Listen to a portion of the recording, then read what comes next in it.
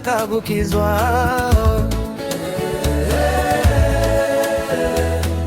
Reka mbaburire impamvu njyewe nshaka gukizwa. Uwo Yesu ni umunyembaraga. Uwo Yesu yadupfiriye ku musaraba. Ntiyaziraga ibyaha byanjye njye nawe.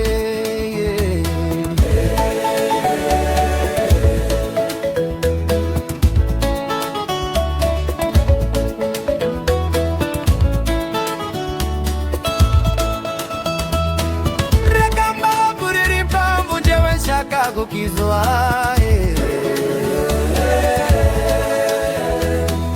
Reka mbaburire impamvu njyewe nshaka gukizwa.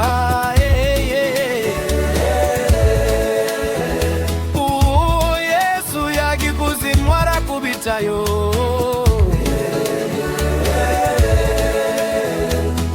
Isengesho arazamuka. Yazamukanye urufunguzo rwabera bose.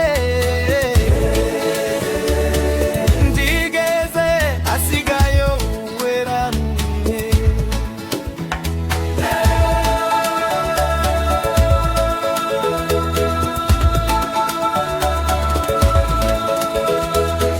Niyo mpamvu njyewe nshaka gukizwa. Niyo mpamvu njyewe nshaka gukizwa. Uwo Yesu ni umunyembaraga. Uwo Yesu atwikira majini. Na za karande zo mu miryango azirebaho. Azikubita nkubita gubusa. Ababireba bagashoberwa ye.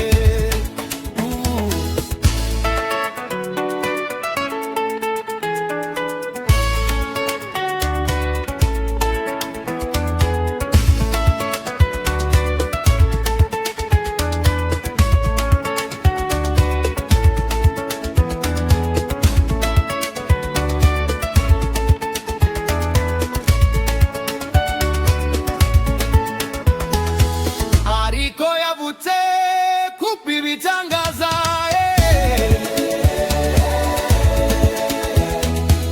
Reka mbabwire impamvu nge nshaka gukizwa. Uwo Yesu yo andimo numva nkomeye. Ari impamvu ngira amahoro yo mu mutima. Wewe ushaka kunyobya urinde. Uwo ukorera ninde iyo ndebeye mu mugambo nariza Antikristo. Niyo mpamvu nge nshaka gukizwa. Niyo mpamvu nikarangabaza Yesu. Akambwira ati nibyo ibitarimo Yesu ntako bimaze.